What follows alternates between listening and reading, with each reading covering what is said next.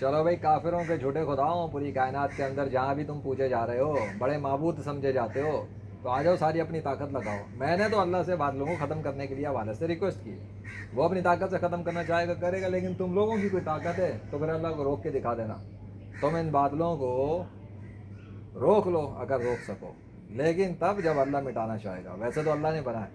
या अल्लाह प्लीज़, आपने तो बादल को ही छुपा दिया। मैं तो उनको कह रहा हूँ इनको रोक के दिखाओ। हाँ हाँ हाँ हाँ, ये भी तो एविडेंस में आना चाहिए।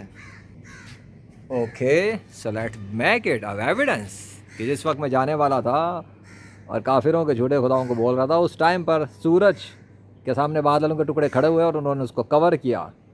ला इलाहा इल्लल्लाह मुहम्मद रसूलुल्लाह सल्लल्लाहु अलैहि वसल्लम। Let's see what happens by Allah. क्योंकि झूठे खुदाओं की ना कोई ताकत है ना कोई औकात है कि जब अल्लाह किसी काम का इरादा कर ले तो वो उसको रोक सके।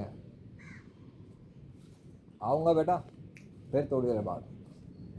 अच्छा, पावर देख लेते हैं फिर किसकी कितनी पावर है।